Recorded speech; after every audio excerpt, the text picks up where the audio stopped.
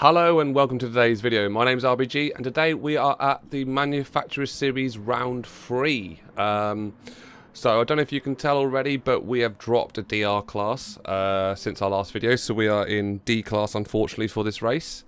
Not ideal, because it means the maximum points that we can possibly get from this race probably won't be as high as what we've got before. And after quite a sort of shocking week on the daily races and stuff, here we are.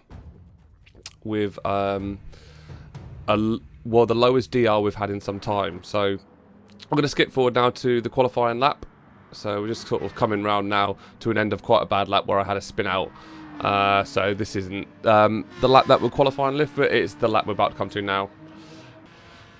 So we've come through turn 1 here, a nice hairpin here. Nice to drop down in a second and just sort of catch the apex a bit late so you can get on the accelerator nice and early. Through these S-bends here, full on brake, and then a little bit of trail braking through here, which I didn't actually trail brake that much there. So you might have lost a little bit of time there. Through here, a little bit of early brake, just light brake just to get your back end around the corner. Full throttle through here if you can, if you get the turn right. And it looks like I did full throttle through there, but probably not in the cleanest way. Didn't sort of come back in to the left-hand side of this turn, but made this turn really well, got on the accelerator quite nice on that hairpin as we come round to the last turn of the lap. So, as you might notice, it's a really short lap this. Lap can be done in under a minute. The race itself is 37 laps, so quite a long race today. And we finished there with a 53.6, so about half a second away from my best in practice. My best in practice, I got sort of a 53.1, I think, was my best in practice. So, as far as qualifying go, not bad. Not bad to be... You know, we can do better, but half a second behind is not bad at all. As we come now to the start of the race and see where that leaves us in the grid. So I did do a little mistake with today's video, and foolishly, at the end of the race, I did not save the replay, which means we don't have sort of the exterior shots and the, you know, and the cockpit view and the normal kind of view we have for this race. So we're gonna just do it purely from the gameplay that I've recorded. As we now bask in the splendour, which is the cinematic leading into the Manufacturers Series race. As you can see there, we're in round 3. So let's see where we are on the grid. Don't know if you might have noticed, but we are representing Asilip Bang this week in the Aston Martin DB9R, and you can see there with pole position. First time ever on a FIA race. I don't know if it counts as much with us being dropping down in a class, so you drop down a class and naturally the race pace is slower and slower as you get further down that ladder. But you know, I've got to still be happy with my first pole. So let's see if we can keep hold of it and see this race through and perhaps snatch our first FIA win. Which, ironically enough, if I was to do that, the points would probably be less than what I got when I was in C class in round 1 and 2. I'm really frustrated about the drop in my DR because I've basically sacrificed my DR completely to bring the SR back up, and the daily races this week at Monza has not been kind to the SR, so I've had to sacrifice a lot of DR. So I've got next week, I think I'm going to try and do a bit of grinding on the daily races depending on what they're like, and see if I can at least just try and get some good results and bring that DR up back to C class before we start the next race. So we've got a rolling start today.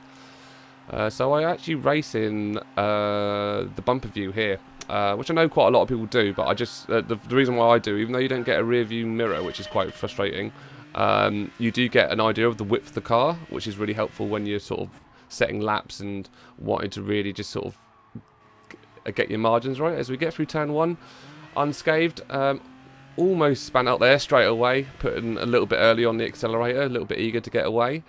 But you can see we've already developed a little bit of a gap of about 1 second in front of us, getting away to a better start. But we do have second place right behind us, so we've got to be aware, and let's just see if we can get a clean first lap in and hopefully get ourselves into a nice little bit of pace as we come round now to the second to last turn of the corner. Nice long deep hairpin here, and I did that relatively well. Okay, you know, could have gotten the accelerator a little early if I hit the apex a little bit later. And really soft braking through here to bring us, but now we've actually done a little bit too soft in the braking. We managed to keep it altogether drift a little wide there, and maybe need to be a little bit hard on the braking coming into the next lap. So as you might notice by the length of the video, we're not going to do the full race. We're going to sort of hop between different things that happen throughout the race. And you can see we have built that gap a little bit up to 1.5 seconds on the Spaniard in second place. So hopefully we can just keep working on that, building away, and just build ourselves a bit of a gap, and then we can sort of sit comfortably in the lead, not sort of push too hard through the races, and see if we can get through our pit stops and all that kind of stuff without losing our position. So we do have a strategy for today, and that is basically we're going to try and do about 12, I'm aiming for around like 12 laps on the soft tyres, so we're on soft tyres at the minute. We needed to use medium and hard tyres at some point in the race, or else we're going to get a massive 1 minute penalty at the end. So after about 13 laps, we're going to swap to the medium tyres, and then we're going to sit in those medium tyres to sort of run about somewhere lap 30 to 32, and then we're going to swap to the hard tyres and see the race out on hard. That's the strategy that we want to go with. I don't know if it's the best strategy, but it's the one that we have put together from sort of... Normally when I come into the FIA races, I try and go into the lobbies, the, you know, unranked lobbies, and have a practice run at the race. So we skip forward now to lap 14, so it looks like we're coming into the pit lane. So you can see we have managed to build that gap on first place. Look, we've got a lovely 20-second gap on first place, so we've got so much time here that we'll probably be able to pit in and out easily without having to concede our position. So this is a really, really strong place to be in. We've just got to make sure that we basically see the race through. You can see the lap times, my consistency has been really, really good. Much better than it has been for the previous races. You know, we're sort of drifting somewhere between 54.5 up till sort of 55.5. So we've got a nice 1 second range there that we're falling inside. And I've noticed the past few laps are coming at 55 seconds, a little bit of tyre wear. So we're going to swing into the pits now and see if we can swap over to our medium tyres. We're not going to use any fuel. We don't need any refuel. You can see there we've got 41 laps of fuel left, so we don't need to refuel because we've only got about 20 laps, 24 laps left. So we're now out on our medium tyres. So we've lost a bit of grip. So we're going to have to be a little bit more careful going around this course, making sure that ultimately, even if we're not running laps as fast as those people behind us, you can see that gap is now, well, come down to about 13 seconds. So still got a nice healthy gap there, but just got to be aware that now we're on new tyres, not to do any slip ups. And I'm thinking that I probably might put you can see I'm putting the TCS on there. That's why I lost a little bit of pace there whilst I was just making sure.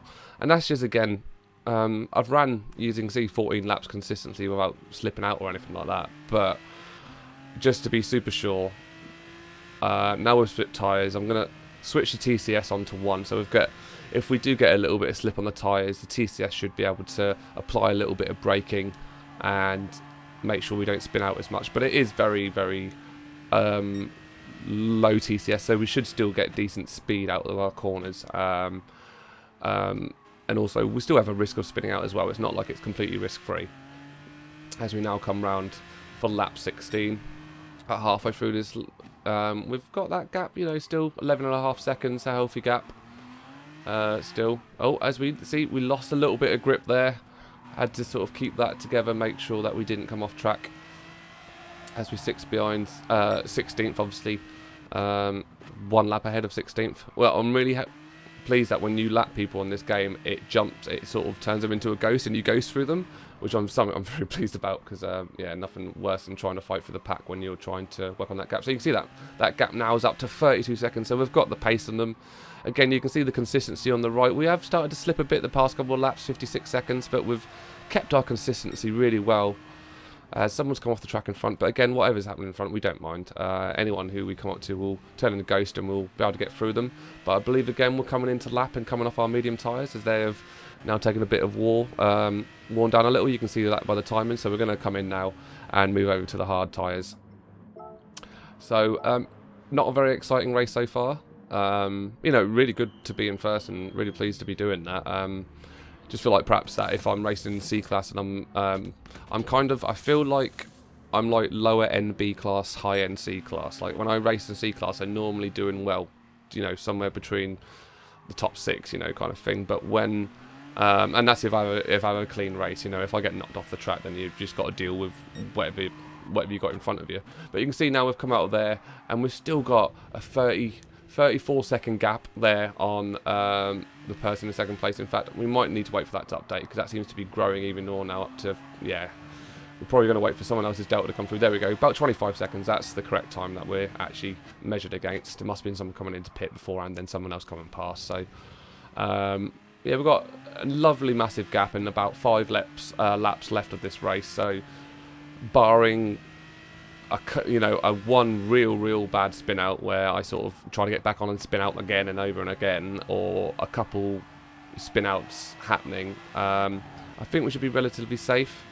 I have again turned up the TCS, so I've moved that up to 2. Again, just moving to the hard tyres, and I don't think I necessarily need it, but I don't need that pace, so I just need to get the consistency and make sure I'm staying on the track. So I've put the traction control up a little higher just to make sure that if I do sort of accelerate a little early out of a corner, or if I sort of, don't catch something quite right, then it's not going to ruin this race, which we are now in our final lap now, coming down now with a massive 26 seconds gap in front of us, and we come down to the back straight up to the final corner, which I have to admit, I do really like this final corner. You don't even have to full brake, you just kind of, you don't wait for the cones, there's a little grey area there, wait for that, and then you just sort of half brake and then trail brake a little bit until you get down to about 85, 90 miles per hour, and then you could just easily get around that corner in a fast time. So you can see there, it's a fantastic result. First time I've seen this cinematic. As a special cinematic for winning in the FIA race, so might as well enjoy it whilst we can. Done team Salip Bang proud. So we've got a clean race badge there, pole position badge, first time first, and points rank, points earned. You can see 15 points, which like I said, ironically, with this whole system, the way it works now, I'm in D class. 15 points is worse than actually coming like 10th or so in C class. So we're just going to have a quick look at the standings there. So you can see the league at the top, that I'm 3rd in my local area. And at the moment, it's the points from round 1 and 2 are counting towards our total of 50, and round 3, with that being the lowest, is not being counted.